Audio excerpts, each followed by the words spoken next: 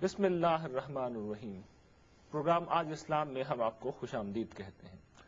ناظرین، دور جدید میں جن اسکالرز نے مذاہب پر کام کیا ہے ان میں کیرن آرمسٹرانگ کا نام غالباً سب سے زیادہ ممتاز اور نمایاں ہے۔ اپنے تحقیقی اور غیر جانبدارانہ انداز کی بنا پر وہ دنیا بھر میں اور خاص کر مسلمانوں کے ہاں بے حد مقبول ہیں۔ اس کا ایک اظہار پچھلے دنوں اس وقت ہوا جب وہ پاکستان کے دورے پر تشریف لائیں اور عوام و خواص دونوں کی طرف سے ان کے خیالات کی بڑی پذیرائی کی گئی۔ تاہم خدا کے بارے میں، مذہب کے بارے میں ان کے بعض تصورات ایسے ہیں جن کا تنقیدی جائزہ لینے کی ضرورت ہے۔ یہ خیالات تنہا انہی کے نہیں بلکہ مغرب کے تمام باشعور لوگوں کے ہیں۔ چنانچہ آج ہم اس حوالے سے بات کریں گے۔ ہمارے ساتھ شریک گفتگو ہیں ممتاز ریسرچ اسکالر جناب جاوید احمد غامدی صاحب۔ ناظرین، جاوید صاحب کی شخصیت کسی تعارف اور تعریف کی محتاج نہیں ہے۔ ہم جاوید صاحب سے گفتگو کا باقاعدہ آغاز کریں گے، لیکن ناظرین اس وقت ہم لے رہے ہیں ایک شارٹ بریک۔ ہمارے ساتھ رہیے گا۔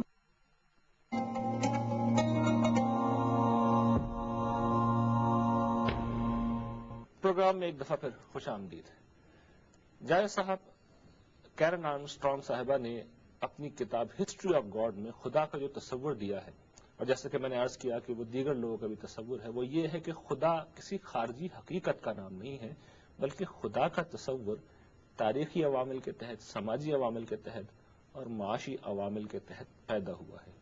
اس کے بارے میں آپ اسلامی نقطہ نظر کو کس طرح بیان کریں گے؟ یہ کوئی نیا استدلال نہیں ہے، اس سے پہلے بھی ایک پورا نقطہ نظر اسی نوعیت کا بہت سے اہل علم پیش کرتے رہے ہیں، اور اسی کو انہوں نے اپنے خاص اسلوب میں اپنی اس کتاب میں بھی اور بعض دوسری کتابوں میں بھی بیان کر دیا ہے۔ میرے نزدیک یہ طریقے مطالعہ کی غلطی ہے۔ دیکھیے، بات یہ ہے کہ آپ کسی چیز کا مطالعہ کرنا چاہتے ہیں تو سب سے پہلے آپ کو یہ دیکھنا ہوگا کہ آپ اس کے لیے طریقہ کیا اختیار کرتے ہیں۔ میں اپنی بات کو سمجھانے کے لیے ایک مثال آپ کو دوں گا۔ ایک شخص اس موضوع کا مطالعہ کرنا چاہتا ہے کہ مسلمانوں کے عقائد کیا ہیں۔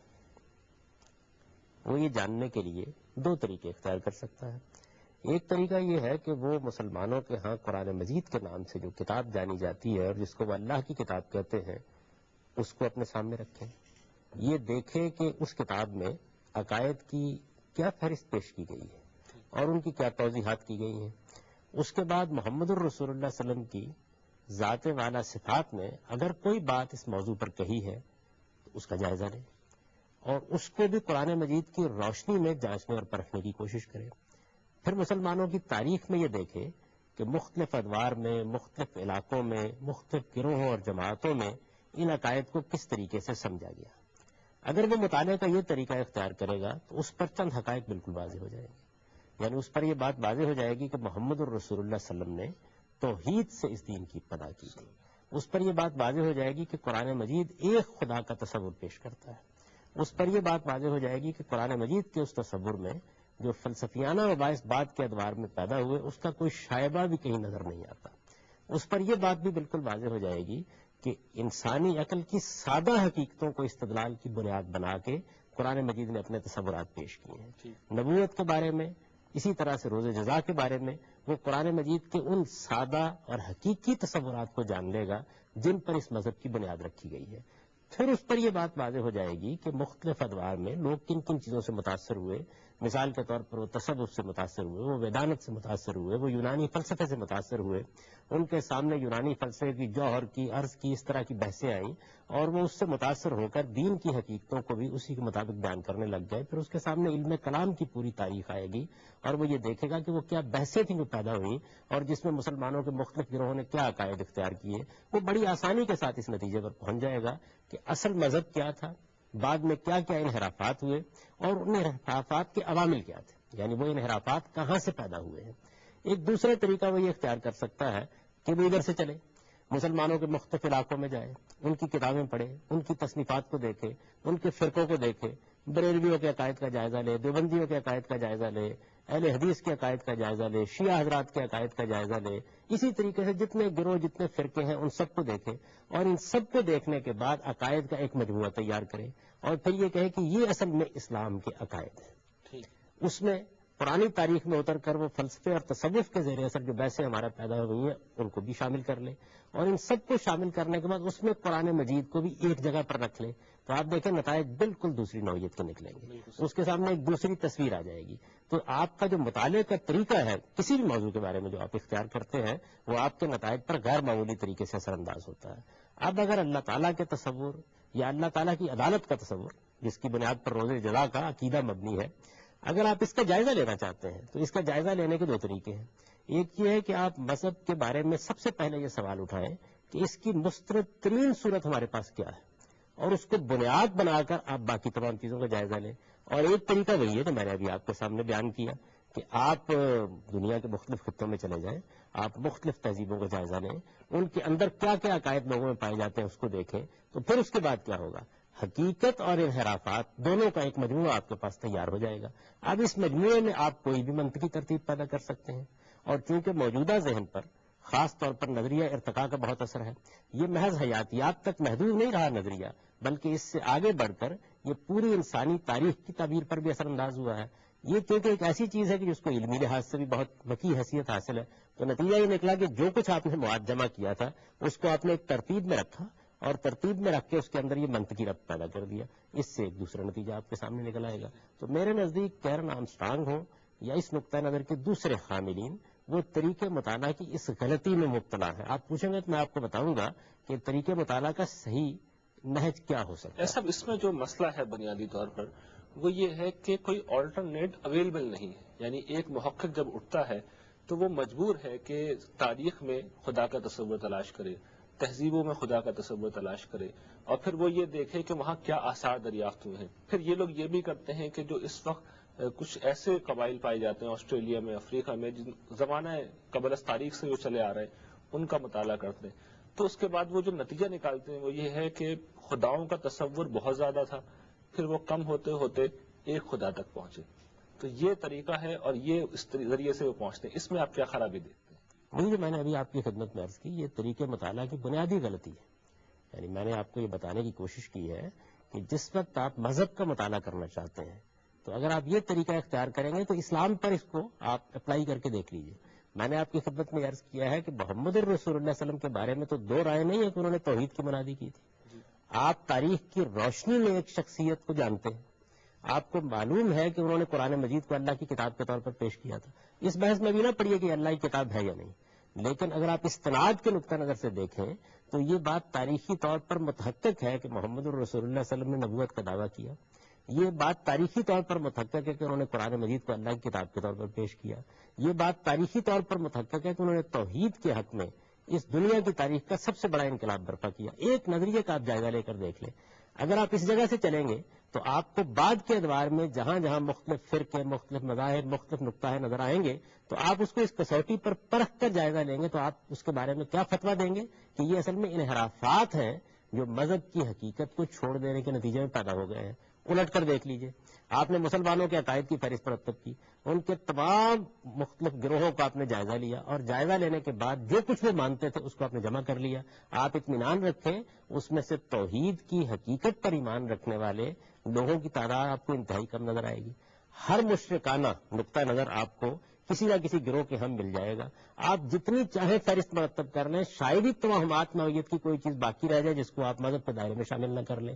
تو طریقے مطالعہ کا یہ جو آپ کا نہج ہوگا یہ بالکل مختلف نتائج نکال دے۔ اصل میں جو مسئلہ ہے بنیادی، دیکھیے آپ جو مثال دے رہے ہیں اس میں قرآن جیسی کتاب موجود ہے، یعنی کوئی صحیح جگہ ہے کھڑے ہونے کی، دیکھنے کی، غور کرنے کی، تلاش کرنے کی۔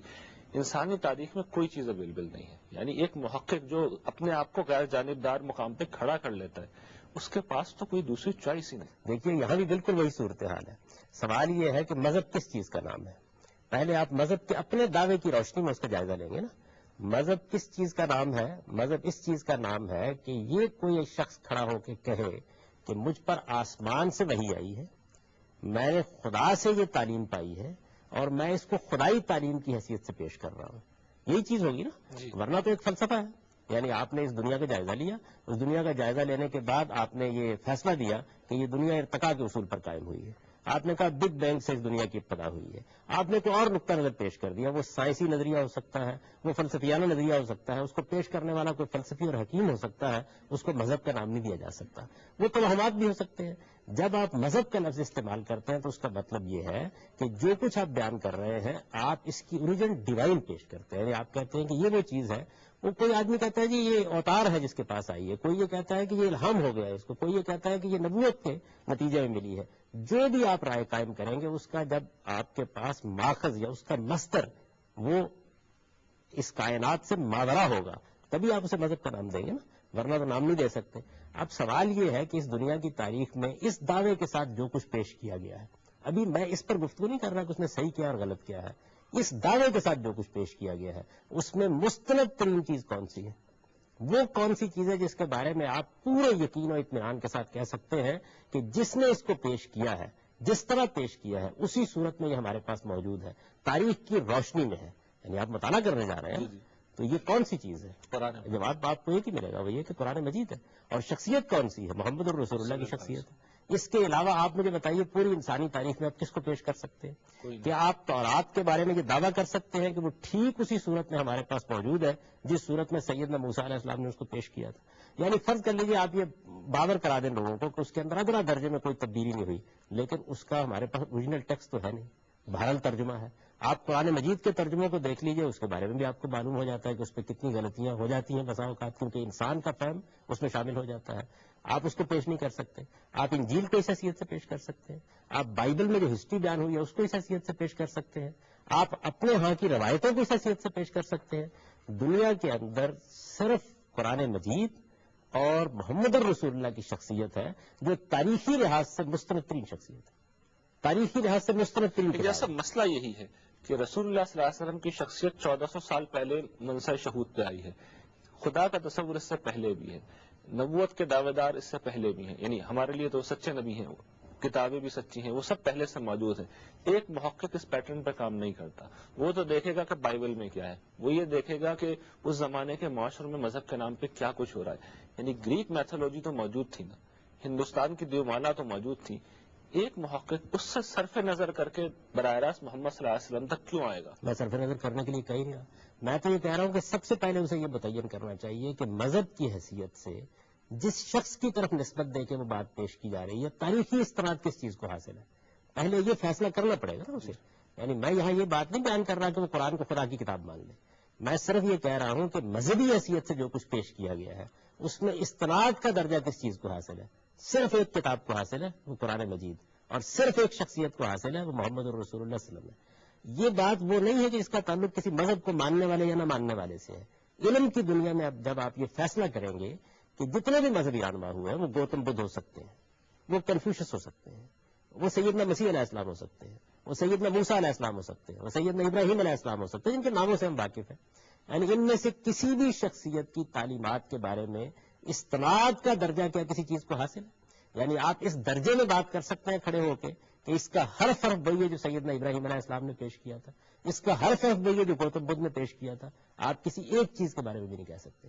زرتشت کی تعلیمات کے جو مجموعے ہمارے ساتھ پاس موجود ہیں ان کے بارے میں نہیں کہہ سکتے، آپ ویدوں کے جو مجموعے موجود ہیں ان کے بارے میں اس طرح کا دعویٰ نہیں کر سکتے، آپ ہندو مت کے اندر جتنی اس طرح کی چیزیں ان میں کسی چیز کے بارے میں اس طرح کے تاریخی استناد کا دعویٰ کر کے دنیا میں کھڑے نہیں ہو سکتے۔ یہ حیثیت صرف اور صرف محمد الرسول اللہ کو حاصل ہے اور قرآن مجید کو حاصل ہے۔ تو سب سے پہلے مذہب کے بارے میں جب آپ گفتگو کریں گے تو آپ کو استناد کے آخری درجے پر پوری اترنے والی چیز کا بیان دینا ہوگا، آپ مانیں یا نہ مانیں، سب سے پہلے اس کا بیان دینا ہوگا۔ فرض کر لیا، اب بات آگے بڑھائیں۔ اچھا اب دیکھیے اس کا بیان ہے کیا، پھر یہ دیکھنا پڑے گا نا کیا بیان ہے۔ اس کا بیان یہ ہے کہ اس دنیا کی ابتدا توحید کے واضح تصور سے ہوئی ہے۔ قرآن مجید یہ بتاتا ہے آپ کو کہ اللہ تعالیٰ نے آدم و حوا سے اس دنیا کی ابتدا کی ہے، وہ یہ بتاتا ہے کہ دونوں کو اللہ تعالیٰ نے براہ راست اپنے کلام سے نوازا، دونوں کو وہ مشاہدات کرائے جن کے بعد ان کے اندر ادنا تردد بھی حقائق کے بارے میں باقی نہیں رہا۔ اللہ تعالیٰ نے ان کے ساتھ براہ راست مکالمہ ہی نہیں کیا بلکہ ان کو اپنی آیات دکھائیں، اور اس کے بعد انہوں نے اس دنیا میں زندگی کی ابتدا کی۔ وہ بالکل ٹھیک توحید پر تھے، انہوں نے توحید کی دعوت دی، اپنی نسلوں کو، اپنی اولاد کو اسی کی تربیت دی، یہی کچھ سکھایا۔ پھر قرآن مجید یہ کہتا ہے کہ اس کے بعد انسان کے اندر جو انحرافات کے داعیات موجود ہیں انہوں نے اپنا کام کرنا شروع کیا اور آہستہ آہستہ مشرکانہ تصورات پیدا ہونا شروع ہو گئے۔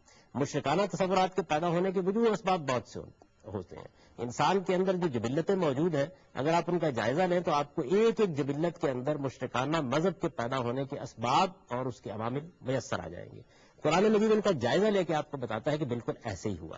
چنانچہ وہ یہ کہتا ہے کہ سیدنا نوح علیہ السلام جو انسانی تاریخ میں قدیم ترین شخصیت ہے، یعنی ہماری معلوم شخصیات میں سے، ان کے زمانے تک شرک پیدا ہو چکا ہوا تھا، اور اللہ تعالیٰ نے نبوت کا سلسلہ اس لیے جاری کیا انسانوں کے اندر کہ وہ اس انحراف کا جائزہ لے کے لوگوں کو اصل توحید کی تعلیم دے سکے۔ دیکھیے قرآن کے الفاظ یہ کہ کان الناس امۃ واحدہ، لوگوں کی ابتدا ہوئی تو وہ بالکل ٹھیک ایک دین پر تھے، انہوں نے توحید سے ابتدا کی، اللہ تعالیٰ نے جو روشنی انہیں دی تھی وہ وہاں سے شروع ہوئے، پھر اس کے بعد انحرافات پیدا ہونا شروع ہو گئے، اور انحرافات پیدا ہونے کے نتیجے میں انبیاء علیہ السلام نے آ کے پھر ان کو بشارت بھی دی اور ان کو انذار بھی کیا، یعنی ان کی غلطیوں پر خبردار بھی کیا، اور جو لوگ صحیح بات کو مانے انہوں نے ان کو بشارت بھی دی۔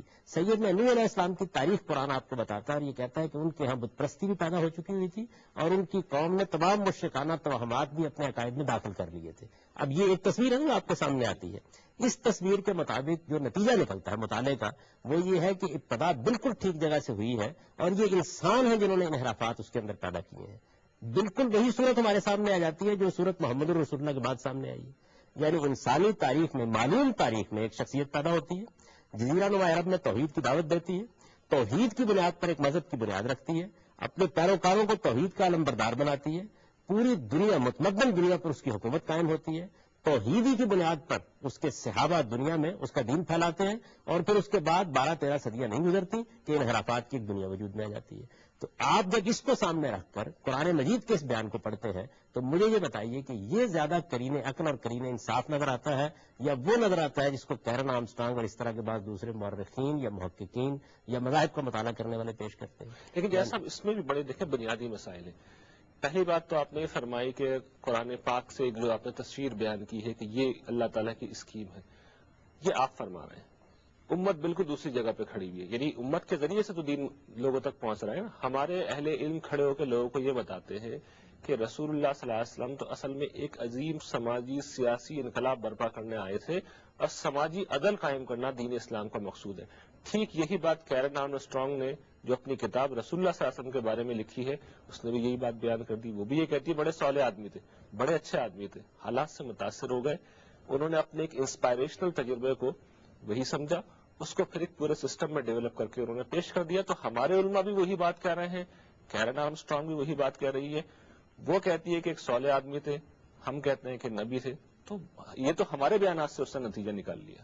دونوں جگہ طریقے مطالعہ کی وہی غلطی اگر آپ دیکھیں تو کام کر رہی ہے، یعنی ہمارے ہاں جو علماء ہیں، میں تمام علماء کی بات نہیں کر رہا، جس طرح آپ نے ایک عمومی ذکر کیا ہے اسی لحاظ سے عمومی ذکر کر رہا ہوں۔ ظاہر ہے کہ علماء کی مجالس میں اور علماء کی صفوں میں بہت اعلیٰ درجے کے لوگ بھی اور صحیح طریقے سے بات کرنے والے لوگ بھی موجود ہوتے ہیں، لیکن آپ عمومی لحاظ سے لے لیجئے تھوڑی دیر کے لیے۔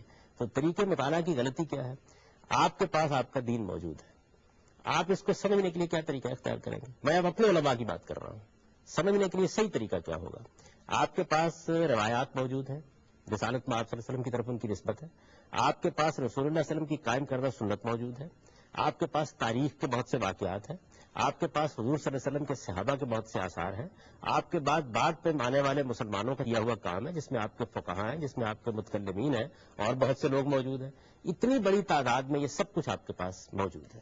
آپ اس سب کچھ کو سامنے رکھنے کے بعد دین کا جائزہ لینا چاہتے ہیں، آپ جس جگہ سے شروع کریں گے نتائج مختلف نکلیں گے۔ آپ تاریخ کو بنیاد بنا کر قرآن کو سمجھیں گے، آپ تاریخ کو بنیاد بنا کر حدیث کو سمجھیں گے، نتیجہ اور نکلے گا۔ آپ روایات کو بنیاد بنا کر قرآن کو سمجھیں گے، اس کی بنیاد کے فقہ کو سمجھیں گے، نتیجہ اور نکلے گا۔ آپ فقہا کے کیے ہوئے کام کو بنیاد بنا کر قرآن کو، حدیث کو اور دوسری چیزوں کو سمجھیں گے، نتیجہ بالکل اس کے برخلاف نکلے گا۔ تو اصل میں بات یہ ہے کہ آپ کا طریقہ مطالعہ کیا ہے۔ میں یہاں بھی وہی اصرار کروں گا کہ آپ کو اگر یہ جاننا ہے کہ محمد الرسول اللہ صلی اللہ علیہ وسلم کی بعثت کس لیے ہوئی تھی، وہ کیا پیغام لے کر آئے تھے، کیا بات تھی جو وہ دنیا کو بتانا چاہتے تھے، تو آپ کو سب سے پہلے ان کی لائی ہوئی کتاب قرآن مجید کا مطالعہ کرنا چاہیے۔ ابھی دیکھیے نا، بہت سے لوگ ہیں، میں بعض دین کے بارے میں حقائق بتاتا ہوں ان کو، تو وہ محسوس کرتے ہیں کہ یہ اجنبی بات کچھ کہہ دی اس نے۔ تو میں یہ کہتا ہوں کہ دیکھیے، میرے اور دوسرے لوگوں کے طریقے مطالعہ میں فرق ہے۔ مجھے جب دین کے بارے میں کوئی رائے قائم کرنی ہوگی، میں سب سے پہلے قرآن مجید کو دیکھوں گا، میں روایات کو اس کی روشنی میں جائزہ لے کے ان کے غص و سمین کو الگ کروں گا. میں تاریخ کا جائزہ بھی جو رسالت میں آپ صلی اللہ علیہ وسلم کے زمانے کی تاریخ ہے، صحابہ کی تاریخ ہے، اس کو بھی قرآن کی روشنی میں دیکھوں گا. جب میں اس طریقے سے دیکھتا ہوں تو میرے سامنے تصویر بالکل دوسری آتی ہے اور معلوم ہوتا ہے کہ لوگوں نے کیا غلطیاں کی ہیں، انحرافات سامنے آ جاتے ہیں. تو آپ کس طرح سے مطالعہ کرتے ہیں؟ یعنی آپ مذہب کو محمد الرسول اللہ سے سمجھنا چاہتے ہیں تو اور تصویر ہوگی، اور آپ مذہب کو مسلمان جس طرح کی پیش کر رہے ہیں اس طرح سمجھنا چاہیں گے تو اسلام کی تصویر اور بن جائے گی. یعنی یہاں کیرن ماسٹانگ یا دوسرے جو لوگ بیان کر رہے ہیں وہ تو خیر قدیم تاریخ میں جا رہے ہیں، 12-13 ہزار سال کی پرانی تاریخ سے شروع کرتے ہیں اور پھر اس کے بعد مختلف تہذیبوں کا مطالعہ کرتے ہیں. میں یہ کہہ رہا ہوں اسلام کا مطالعہ 14 صدیاں اس پر ہوئی ہیں، یہ تاریخ کی معلوم حقیقت ہے.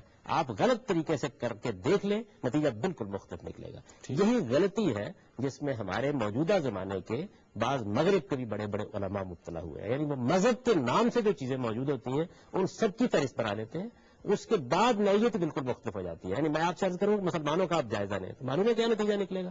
ہو سکتا ہے کہ آپ کسی نقطہ نظر کی پیدائش کا سبب شہروں کو قرار دے دیں، کسی نقطہ نظر کی پیدائش کا سبب دیہات کو قرار دے دیں. آپ مراکش کی تہذیب کے بعد عوامل میں کسی نقطہ نظر کو دریافت کر لیں. لیکن اگر آپ صحیح مطالعہ کریں گے تو آپ کو معلوم ہوگا کہ محمد الرسول اللہ نے ان سب چیزوں کی تعلیم نہیں دی تھی. انہوں نے تو یہ دعوت دی تھی، توحید پر اس دین کو قائم کیا تھا. پھر آپ کے سامنے انحرافات کی ایک تاریخ ہوگی. ٹھیک ہے جیسا اس پر ہم مزید بات کریں گے، لیکن ناظرین اس وقت ہم لے رہے ہیں ایک شارٹ بریک، ہمارے ساتھ رہیے گا.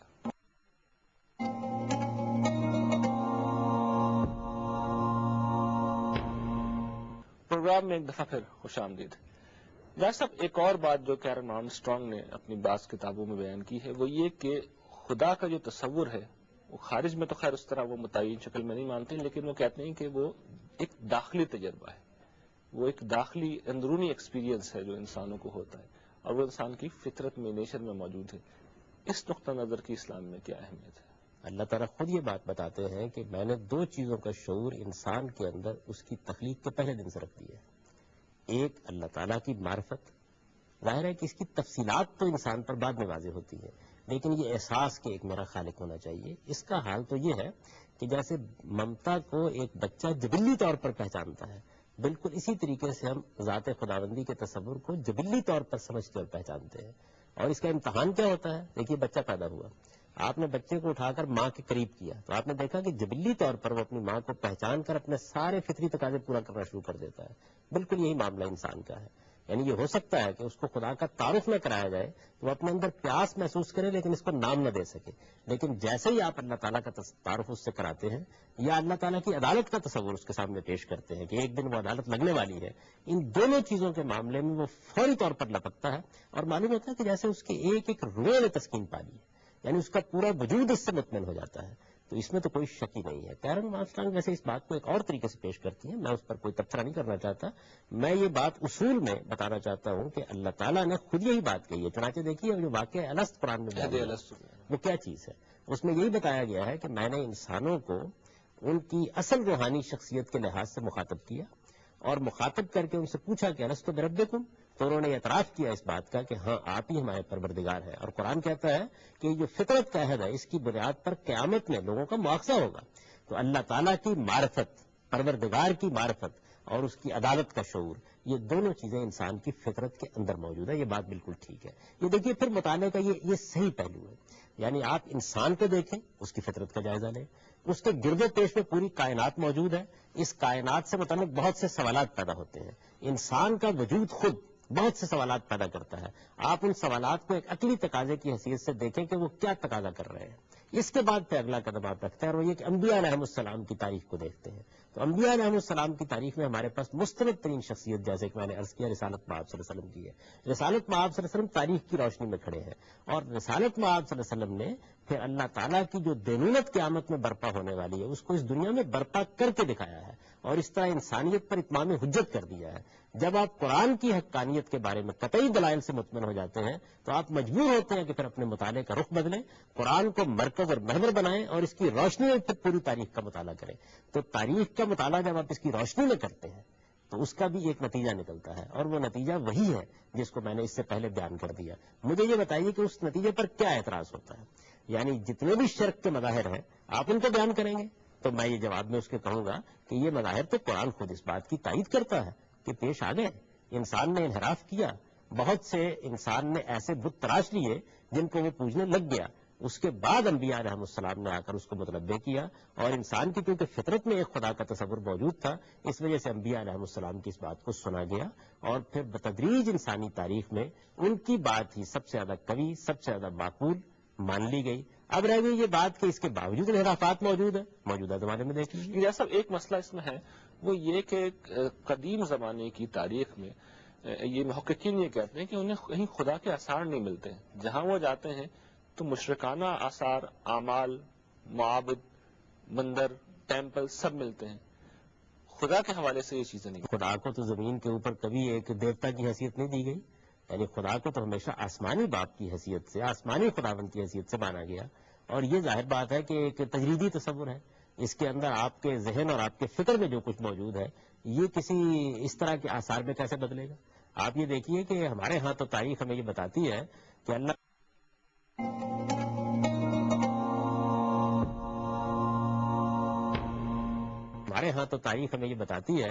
اللہ تعالیٰ نے سب سے پہلا معبد بنانے کے لیے سیدنا ابراہیم علیہ السلام کو کہا۔ اس سے پہلے بھی بیان کیا جاتا ہے تاریخ کی بعض کتابوں میں کہ یہ معبد یہاں موجود تھا، لیکن بہرحال وہ انسانی تاریخ کے سامنے سیدنا ابراہیم علیہ السلام کے زمانے میں آیا ہے۔ اگر پہلے سے بھی موجود تھا تو ایک جگہ پہ موجود تھا، اور یہ بتایا گیا کہ ایک ہی معبد بنایا گیا، اور توحید کے ماننے والے جگہ جگہ معبد بھی نہیں بناتے۔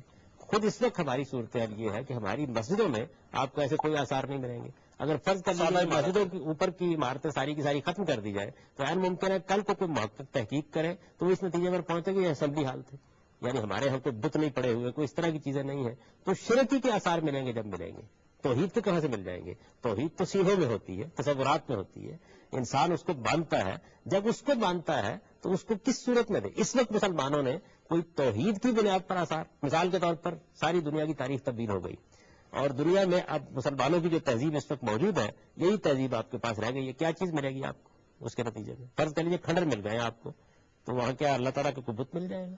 وہ تو کبھی نہیں بنایا گیا۔ تو توحید کے آثار مل ہی نہیں سکتے۔ توحید کے آثار آپ کو انسان کے سینے میں ملیں گے، توحید کے آثار آپ کو الہامی کتابوں میں ملیں گے۔ چنانچہ دیکھ لیجیے کہ الہامی کتابوں میں تورات کس طرح سے توحید کی بنادی کرتی ہے، زبور کیسے توحید کی بنادی کرتی ہے، انجیل کیسے توحید کی بنادی کرتی ہے۔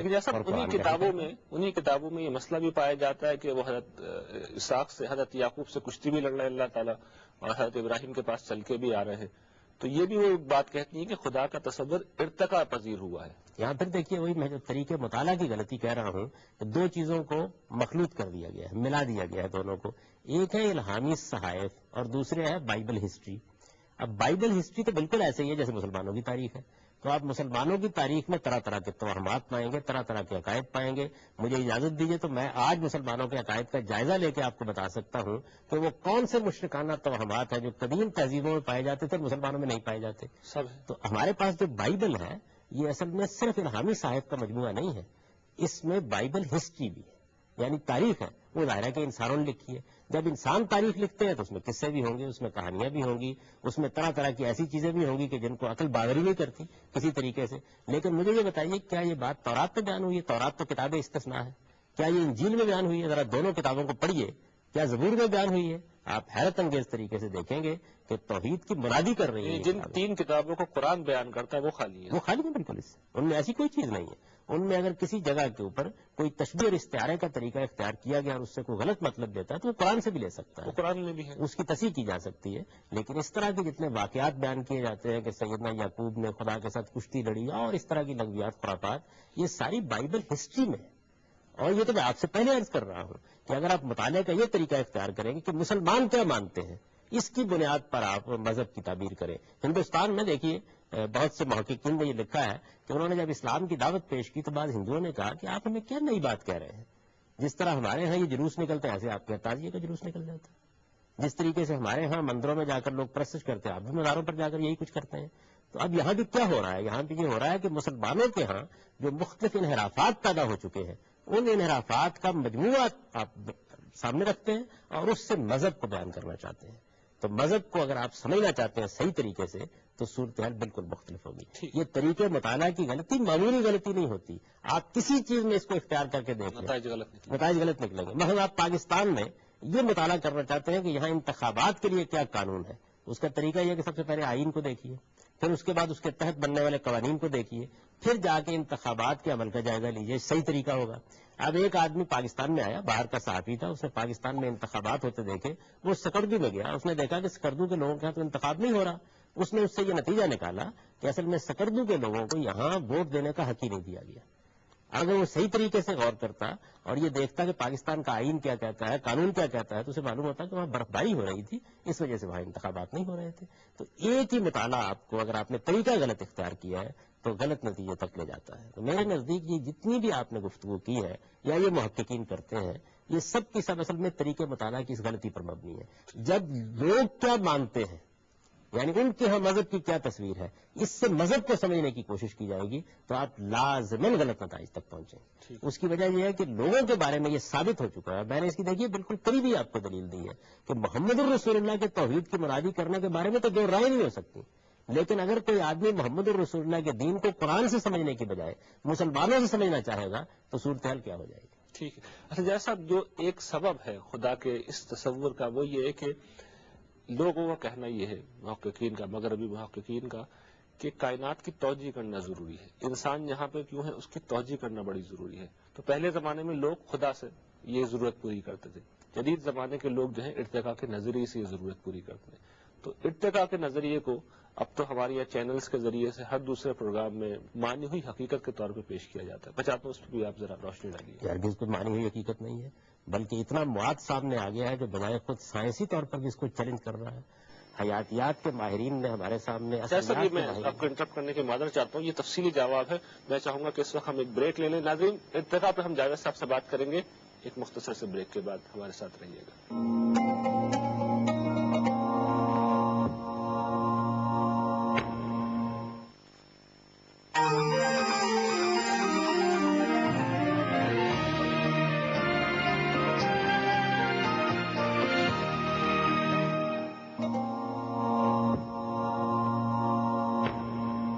پروگرام میں ایک دفعہ پھر خوش آمدید۔ جائے صاحب، آپ ارتقاء کے نظریے کے حوالے سے کچھ فرما رہے تھے۔ میں گزارش کر رہا تھا کہ حیاتیات کے ماہرین نے، اثریات کے ماہرین نے اب جو نئی تحقیقات ہمارے سامنے رکھی ہیں ان میں سے کسی سے بھی اس نظریے کی تائید نہیں ہوتی۔ جتنی توقعات قائم کی گئی تھی کہ یہ چیز مل جائے گی، وہ چیز مل جائے گی، درمیان کی کڑیاں دریافت ہو جائیں گی، سب نقش برآب ثابت ہوئی ہیں اور یہ بالکل واضح ہو گیا ہے، بلکہ اس کے برعکس شواہد مل گئے ہیں کہ اس کی کوئی علمی یا سائنسی بنیادیں تلاش نہیں کی جا سکتی ہیں۔ ابھی تک محض اس کو ایک قیاس کی حیثیت حاصل ہے۔ اس پر جو تنقیدات موجودہ زمانے میں ہوئی ہیں ان کا بھی لوگوں کو مطالعہ کرنا چاہیے۔ بہت سی چیزیں ایسی ہوتی ہیں جو عام طور پر عقائد بن چکی ہوتی ہیں، اور یہ میں آپ سے عرض کروں کہ عقائد صرف مذہب میں نہیں ہوتے، یہ سائنس میں بھی ہوتے ہیں، یہ سوشل سائنسز میں بھی ہوتے ہیں، ہر جگہ ہوتے ہیں، اور انسان پر اس کا بڑا استیلا اور غلبہ ہو جاتا ہے۔ کچھ دیر کے بعد معلوم ہوتا ہے کہ ان کی کوئی حقیقت نہیں تھی۔ تو ارتقاء کے نظریے کو تھوڑی دیر کے لیے آپ مان لیں، پورے کے پورے نظریے کو مان لیں، اس سے خدا کے تصور کی کیسے نفی ہو گئی؟ یعنی یہ تو صرف یہ معلوم ہو گیا کہ خدا نے اس کائنات کو تخلیق کرنے کے لیے اسکیم کیا اختیار کی، طریقہ کیا اختیار کیا۔ آخر اس دنیا میں بچہ پیدا ہو رہا ہے، اس کے لیے اللہ تعالیٰ نے کیا طریقہ اختیار کیا؟ ایک قطرہ آب ہے جو ملاپ کے عمل کے میں گزرتا ہے، ایک فیکٹری ہے جو انسان کے اندر لگا دی گئی ہے، اس میں وہ پروسیس ہوتا ہے، مختلف مراحل سے گزر جانے کے بعد وہ جیتا جاگتا انسان بن جاتا ہے۔ تو یہاں بھی اللہ تعالیٰ نے یہ طریقہ تو اختیار نہیں کیا کہ ایک وقت میں ایک انسان آسمان سے اتار دیا ہو۔ یہ بھی ایک ارتقائی عمل ہے، 9-10 مہینے میں مکمل ہوتا ہے۔ تو اس ارتقائی عمل سے کیا اس کے خالق کی نفی ہو جاتی ہے؟ سوال یہ ہے کہ ارتقاء ہی کو مان لیجئے، لیکن اس ارتقاء کو اتنی تنظیم کس نے دے دی، اتنی مقصدیت کس نے دے دی، اتنی اتھا معنویت کس نے دے دی، اس کو ان غیر معمولی رائج تک کس نے پہنچا دیا؟ یہ سوالات تو اسی جگہ باقی ہیں۔ کیا یہ ارتقاء اس نوعیت کا ہوا ہے کہ اس کے اندر کوئی معنویت نہیں، کوئی حکمت نہیں، کوئی نظم نہیں، کوئی ترتیب نہیں؟ اس کے اندر تو بڑی شان ہے، حیرت انگیز معنویت ہے، اتھا معنویت ہے۔ یہ تو ذہن اور قلب کو گرفت میں لے لیتی ہے۔ کائنات کے اندر جو کچھ وجود پذیر ہوا ہے، کیا آپ کے خیال کے مطابق یہ کوئی الٹا عمل ہے؟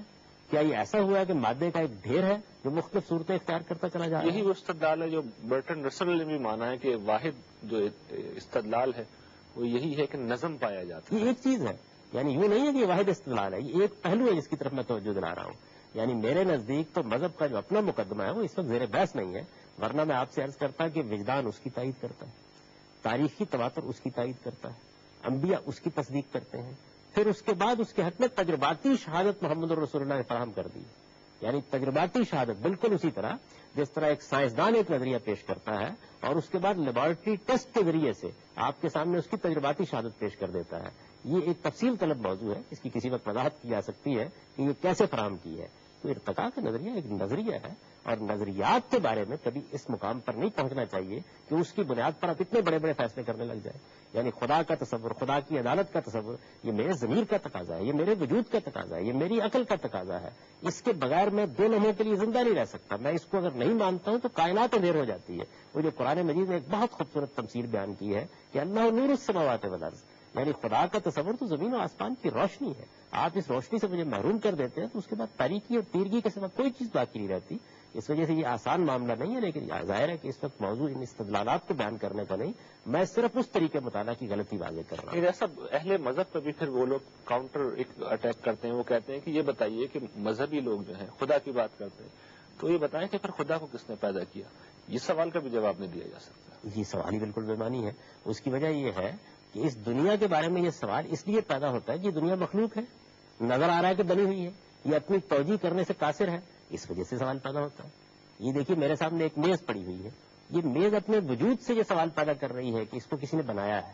اس وجہ سے میں اس کا کارپینٹر تلاش کرتا ہوں. اگر فرض کر لیجیے اسی جگہ لکڑی کی گیلی پڑی ہوئی ہوتی تب بھی یہ سوال میرے ذہن میں پیدا ہوتا، ہرگز پیدا نہ ہوتا. پھر ایک دوسرا سوال تو پیدا ہو جاتا، لیکن کسی کارپینٹر کو میں تلاش کرنے کے لیے نہ جاتا. تو اصل میں چیز کا مطالعہ سوال پیدا کرتا ہے. مذہب کا مقدمہ یہ نہیں ہے کہ ہر چیز کا ایک خالق ہونا چاہیے.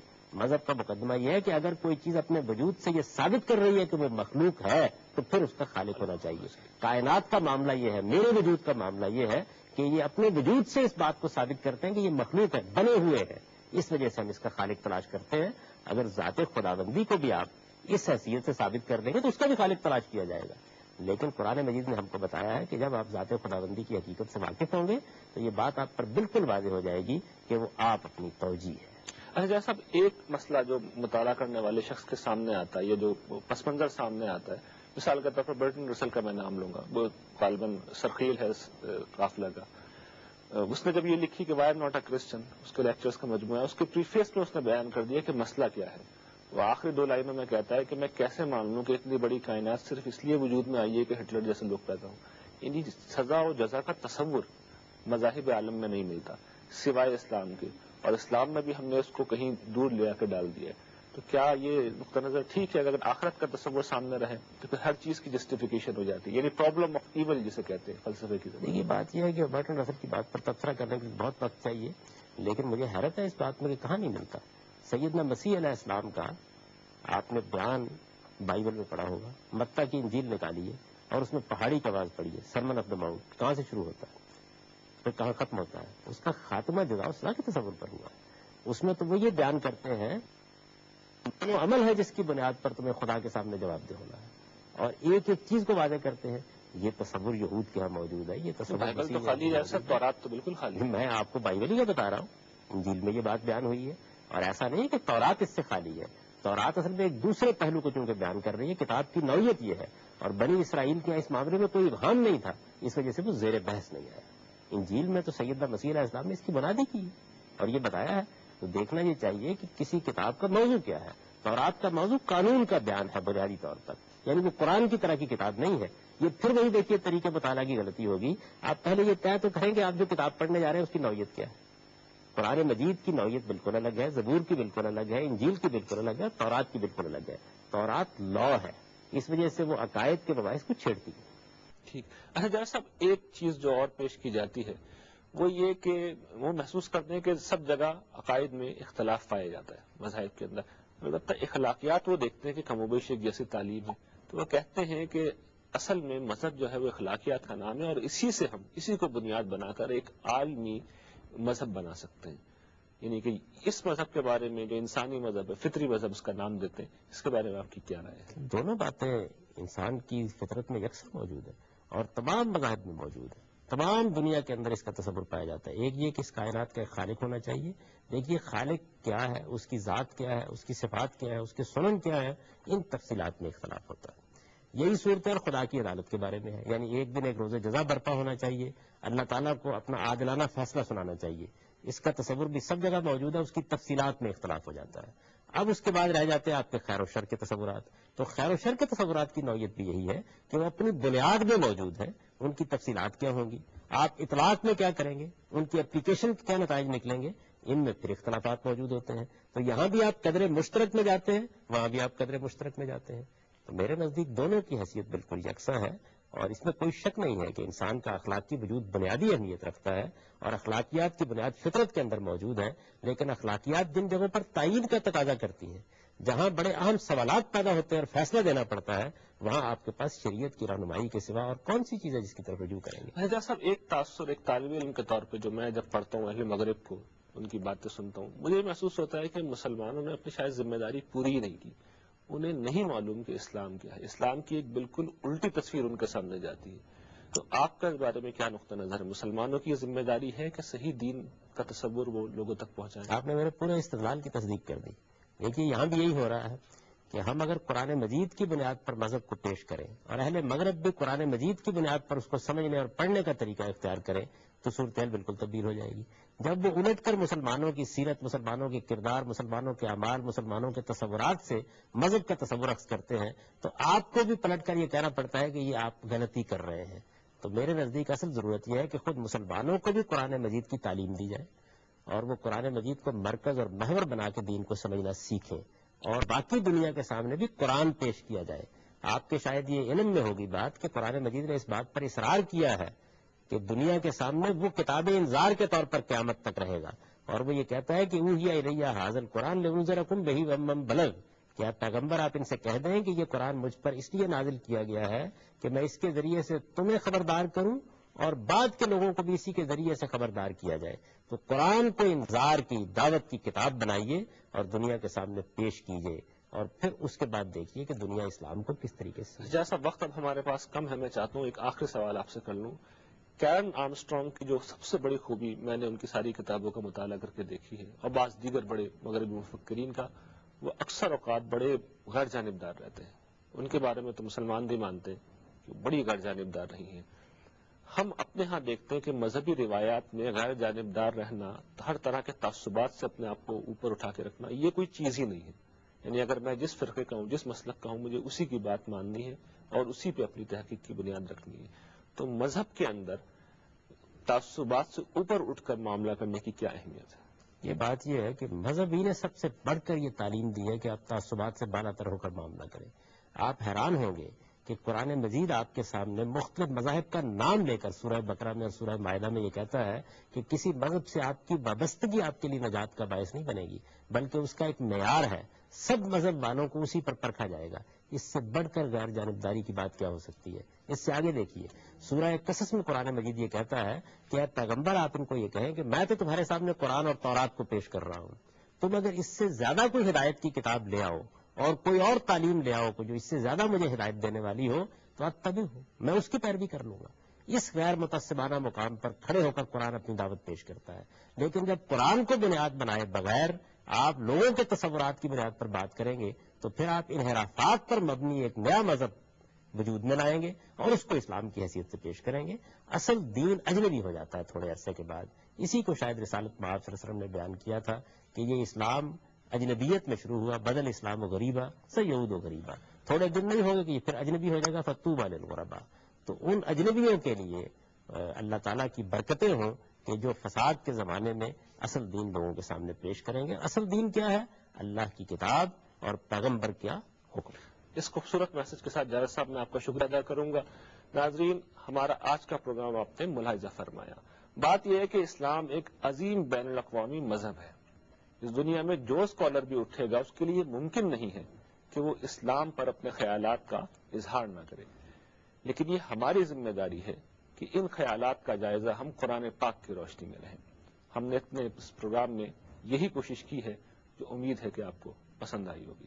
اس کے ساتھ اپنے میزبان ریحان احمد یوسفی اور آج اسلام کی ٹیم کو اجازت دیجیے. اللہ نے کے بعد.